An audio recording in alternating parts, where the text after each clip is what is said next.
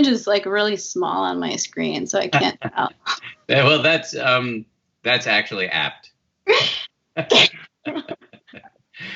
So we're just so you know, we just started streaming this stuff live, but we're not like that. It's not the official show yet. So before we go live at 3, we just put out a little stream of me chatting with the teacher. Okay. The reason we do that is because people who show up now, we want them to know they're in the right place. So you and I will chat for the next 5 minutes, and then I'm sure Jess walked you through this, but I'm going to say it again. At 3 o'clock sharp, I will come on and do a formal introduction, welcome everybody in. At some point, I'll shut up and welcome you in, and I'll probably ask you 2 questions. One is just, who are you? What's your bio? That kind of thing. And then the other is, what do you want to talk about today, right? I think I have some... Joy, you want to talk about joy, right? Yeah. So like the 2 points, I was wanting to talk kind of about compassion, the difference between empathy and compassion, and then about joy. Okay.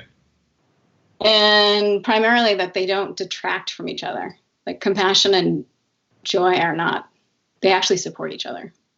Great. Yeah. So maybe we'll do 3 questions. We'll get to Jess, if it's okay with you, we'll get to the meditation just a little bit later today. Is that okay? Yes, that's fine. Okay. Cool. Great. And so after we chit chat a little bit, we'll probably want to keep that pretty short because people are coming for the meditation. So we'll want to chat for a little bit, do the meditation, 5 minutes. And then after that, Jess will send me questions that people are asking and I will read those to you. Great. Awesome. How's your level of despair these days? It's actually really low. Really? Yeah, really low. And I was saying, I think that's because I just did 2 retreats, like back to back. I don't know. You were leading the retreats, not sitting the retreats, right? Yeah, but I mean, when you're leading a retreat, you get to practice a ton. So it was and I'm teaching with a team, so I'm listening to their insights and wisdom and teaching. And then also, so basically, and when we did a teen retreat style, so we started at 7 a.m. till 10, and we also did a dance party the last night. Did dance party? Yeah, it totally worked. It was amazing. So, and then we did small groups. We have these 2-hour small groups that we've led the same ways that we do our regular retreats, and just the vulnerability and intimacy and connection was so helpful. So I feel well digested in this moment. Yeah. Plus I'm so busy trying to do all this online stuff. I feel I'm in this intense creative period of trying to transition to online. So yeah. Just to say, because Jess just sent me a note, Dana B from Winnipeg, Canada, Kurt and Gary in Oregon, Jackie in Golan, Snowdonia, North Wales. I think I got that right. Anyway, Jackie, sorry if I mangled my Welsh names, but hello, thanks for joining us. Appreciate that. I know we have 1 second to go, but I need to go close the door to my kid's bedroom because there's an enormous amount of noise coming out of there. So I'll be right back.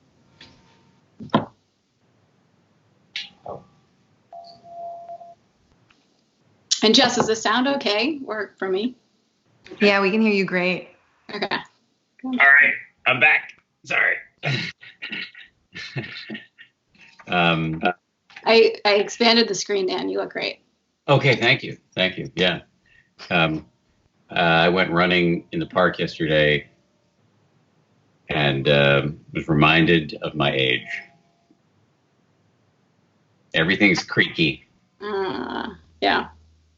I mean, I also feel I'm getting way more exercise now than I used to do too. Yeah, there's a lot of bonuses happening. Exercise is, huge. Okay, so it's 3 sharp.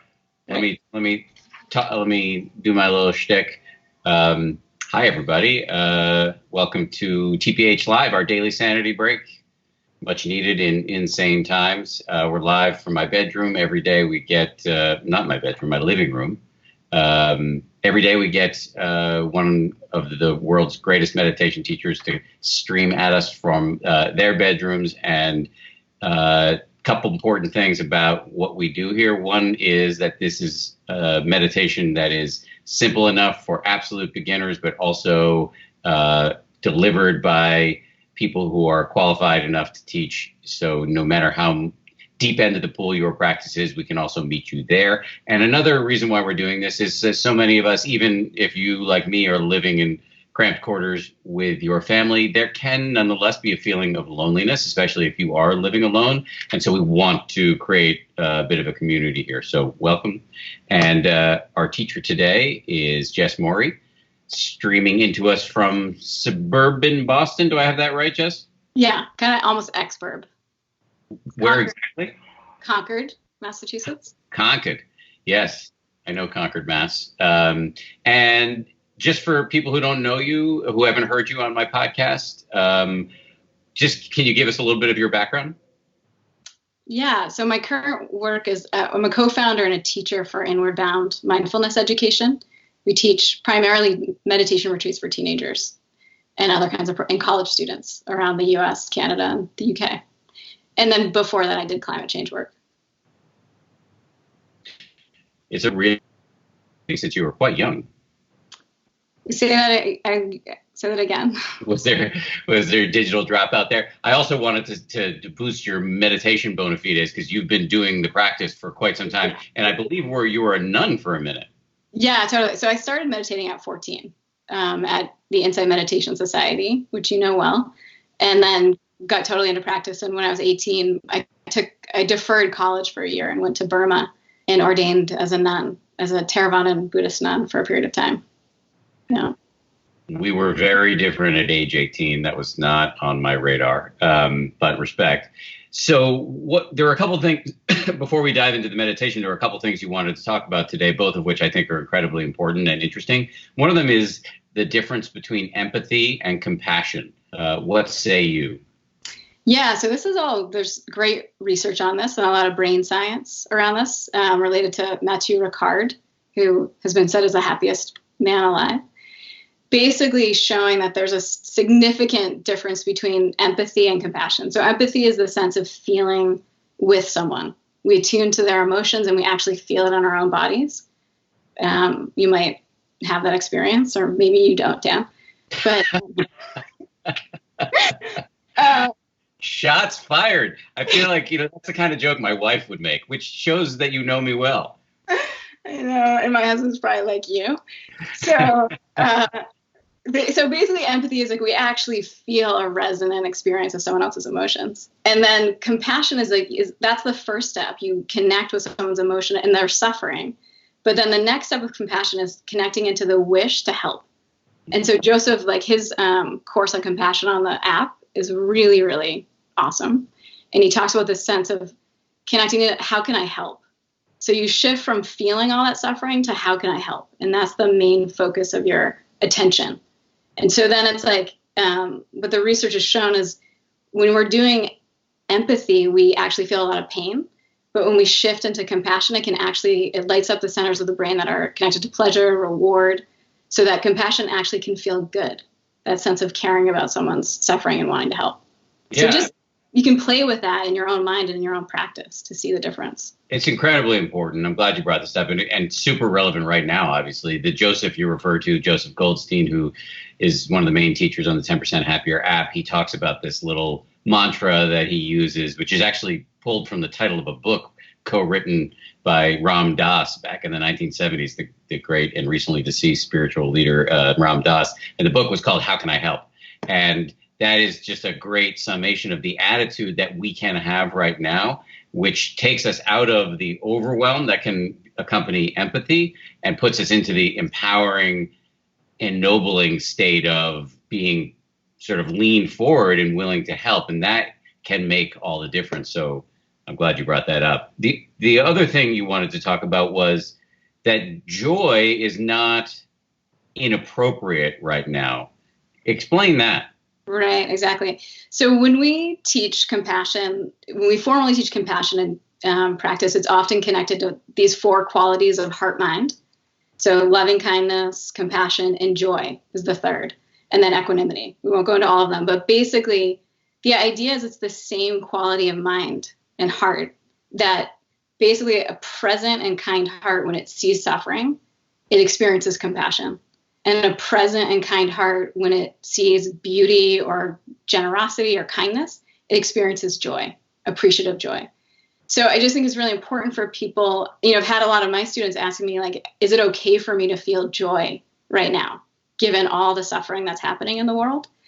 And what I like to highlight is that they're not opposites, that those qualities of mind, the present, kind heart, it's the same heart. It's just so like they actually can strengthen each other, basically. It's a connected, kind mentality. Another way to say that perhaps would be that if you're awake and if you've taken care to train your own mind over time, you meet the moment appropriately. And if somebody's suffering, your instinct is to help them. And if somebody's overjoyed, or if you see something beautiful, your instinct is to feel joy on their behalf, or to feel joy based on the beauty in front of you. Exactly. Yeah. And then a big piece of that joy part is also that we can see like all of the generosity that's happening in the world, and we can feel joy about that. So that's what I would love to practice with today. Well, all right, let's do that. Let me shut up and let you take over. Okay, cool. So wherever you are, I invite you to just kind of settle into whether you're seated or standing, and take a few deeper breaths.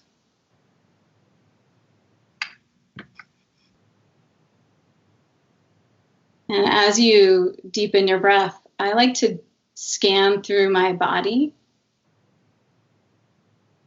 Just get a sense of what you might need right now. And so if you're feeling particularly agitated or worried in some way, then really emphasize your exhale. Take a nice, long, slow exhale. And if you're feeling sleepy, tired, dull, then emphasize the inhale. Just taking a few breaths like that, allowing this simple breath to bring some balance to your mind and body.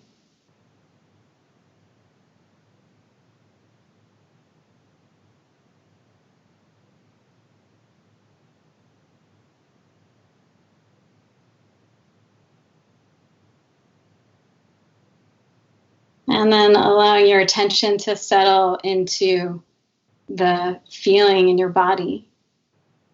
You might just simply feel your feet on the ground, your legs and sit bones in contact with the chair. And to settle, you can just have a sense of surrendering your weight to gravity, letting yourself release down.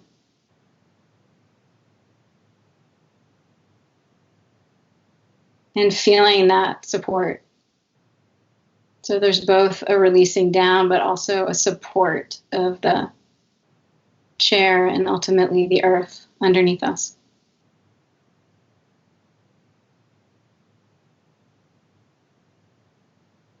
And then from this grounded place, I invite you to take some moments to reflect.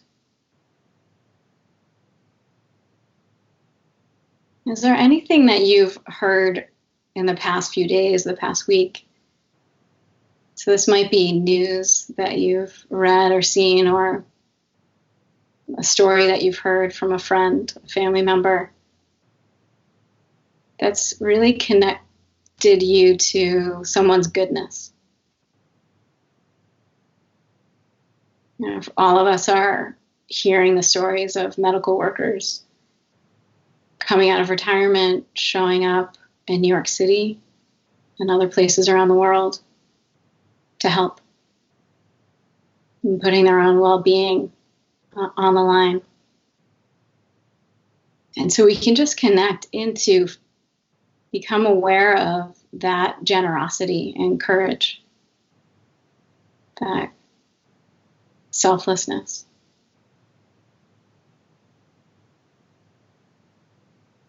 And just it's kind of like a celebration. It's a form of gratitude. It's sort of celebrating as you connect with that goodness.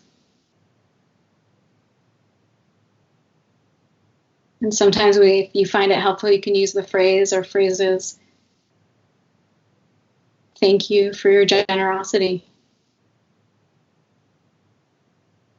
May your goodness ever grow. Thank you for being so kind. Thank you.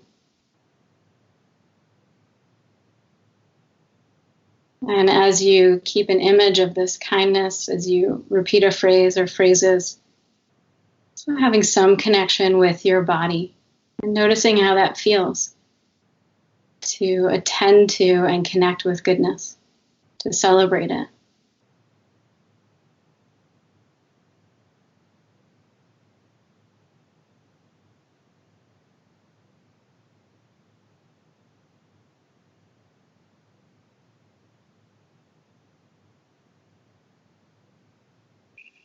And then just to finish this simple and short practice, taking a moment to reflect on your own life. Whatever the circumstances are right now, they might be quite challenging, very well may be quite challenging. But just see if you scan your day at different aspects of your life, is there anything that you can appreciate? Here in Massachusetts and much of the US, we're coming into spring and the crocuses are coming up. The birds are way more lively. I have a good friend in New York City who told me she's really hearing all the birds outside her window now without the traffic. So just thinking, is there any beauty or anything in your life that you could just put your attention on, reflect on, appreciate, and maybe even using a phrase or phrases, thank you.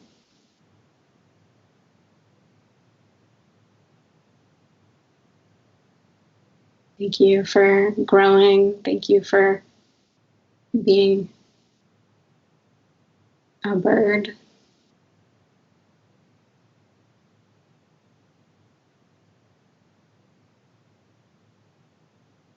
Thank you for the beauty that is still in my life.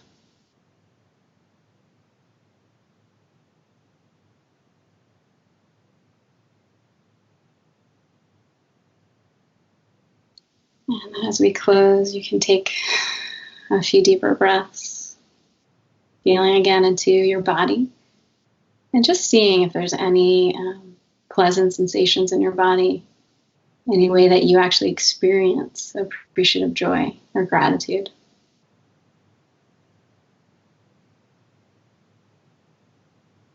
And then when you're ready, you can open your eyes if they've been closed and just reconnecting to the space around you. And as you do that, you might even notice a few things that you like or appreciate.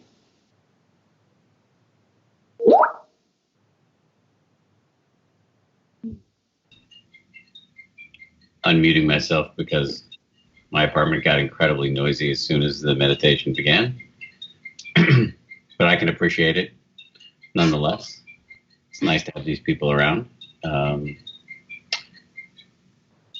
You talked about appreciating the healthcare workers. Just a quick anecdote. Some of you may be aware of this, but at 7 o'clock every night here in New York City, and we can really hear it because we have all these windows in the apartment. You can't see the windows, but all these windows over here.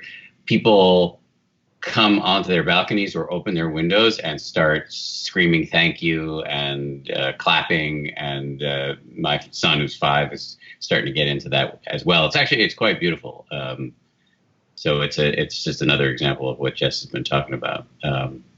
Okay, so some questions, 2 related questions that both came in at the same time. One's from Jessica Jewell. How do you not own other people's problems with compassion? And then Jo Ellen Peterson, Can learning to feel compassion rather than empathy help with burnout for people in helping professions? Mm-hmm. Yeah, totally. And those are great questions. And actually, I think, sometimes we hear the term compassion fatigue, and I think it might be better labeled empathy fatigue. Because as I said, there's even this brain science that shows, but really what matters is you exploring your own experience in your own body, what it feels like. But when we shift into that, how can I help? There's just an open wish to help. So I also need to really emphasize, it's not like you have to know what to do or have something that you can do. It's connecting to the wish that you want to help. Hey there. Yes, this is Alexander. Nice to finally meet you, Alexander. Heard a lot about you over the year. You met him once in Central Park when we were taking a walk when he was a little boy. Yeah, that's right. That's right. Hey. So basically connecting to that wish is what we're practicing in compassion. And then the thing is, like, it doesn't mean that we can necessarily do anything. It's not that we have to do something, but we connect with the wish, which is actually somewhat pleasant. And then what I found in my experience is, like, so especially as all this was starting, I felt so overwhelmed by the economic impacts, by all the people that are going to suffer so much. Yeah. And so I just started that phrase, how can I help? How can I help? How can I help? And then what I've noticed is that, like, I'm totally available when I see a way that I can help. When I go to the grocery store and there's all this food that you can buy to donate, first thought is, how can I help? I buy it. So it's not that I, in the practice, know what to do, but I'm available when it becomes clear what I can do. And you don't feel swamped as who Jessica asked, you don't feel swamped by other people's problems in this mode? No. And so another part, this is why, I was talking about there's these 4 qualities of heart that go together really well. That's Eleanor, everybody. Eleanor, wave. Hi, guys. Nice to meet you. So that's why, like, they balance each other. So there's times when you might have to shift out of compassion and connecting to suffering. That's why doing this joy practice is actually a support for compassion, because it can resource us. It can, like, give us some relief and energy, and then we can shift back into connecting to the suffering from that place of, like, greater joy and resource. And then there's also this whole quality of equanimity, which we could talk about for a day, but it's basically the quality of letting go and like recognizing things are the way they are, and I don't control the whole situation. So sometimes the pain is that we're like almost imagining that we could control. I mean, that's useful, I think, in a macro sense, in a big dramatic sense, in terms of the real. Eleanor wants you to go over there. It's time for his walk outside. That's true on a big sense, as we contemplate that this is a really difficult situation and it's out of our control. And it's also true, I found, on a micro sense, here I am trying to do daily live guided meditations, and I've got a 5-year-old who interrupts all the time, and I've got all these things in my head about how I want my day to go work-wise, but it gets derailed all the time because I'm at home all the time now. So I think that the quality of equanimity, just trying to summon your innate okayness in the face of whatever happens, is really helpful. Another question, Juju Tube. Right now, people with disabilities are scared. Some states' healthcare rationing documents have demoted disabled people to the lower priority. How do I, as a parent, calm my fear/grief for my 4-year-old daughter? Yeah, I mean, I just want to say, like, I mean, I hear that, and it was really painful to hear that news. And so the first thing that I do is I just am, like, connecting with that. I feel the tightness and the heaviness and the sadness that comes up for me. And I allow myself to feel that. I breathe into it. And there's a way that I'm almost kind of soothing myself and caring for that suffering. So the first suffering is myself. So especially you as a parent, doing some self-care in that moment, which can be as simple as just, like, holding your hand on your heart and recognizing, like, this is hard. This is terrifying. And then from that place of compassion for yourself, then connect with your child and see how you can support them in a compassionate way. Just had to mute myself briefly because there's some commotion happening over here in the hallway. Jess, you've done a great job. I just want to say a few other things before we close here. As I do every day, I'm just going to ask you to do a solid go into the survey link that's in the video description here. Fill out the survey. It takes like 30 seconds to 2 minutes. Simple questions. We're just trying to up our game here. So if you can help us with that would be great. Subscribe to our YouTube channel. That would also be awesome. And tell everybody you know about these little daily meditations we're doing because we're trying to grow our audience and our community. Two other things. Kristen Neff, who is sort of the leading voice in what's been called self-compassion, in particular in the West, will be our teacher of the day tomorrow. So I'm very excited about that. I think she's incredible. And if you are a healthcare worker, or if you know somebody who's a healthcare worker, let them know about what I'm about to say, which is that we're giving free access to the 10% Happier app to healthcare workers. Just go to 10%.com/care. Jess, great job. Thank you very much. Thanks, Dan. Dan, can I say one thing? Of course. So basically, as I said, mostly what we do is programs for teens. And at IBME, we currently have a daily, just like this, basically, we have a daily meditation for teens. And you can, it's right on our website, ibme.com. So teens can come and do a practice that's focused for them each day. I'm really glad you said that. IBME is an incredible organization. So if you're a teenager or if you know somebody's a teenager, send them to ibme.com, right? Or .org. We can't we can't find, they won't sell us .org, so it's .com, but we are a nonprofit. Yeah. Cool. All right. Thanks again, Jess. Thank you guys for tuning in. Sorry for the commotion, and stay safe, stay home, stay healthy. We'll see you right back here tomorrow.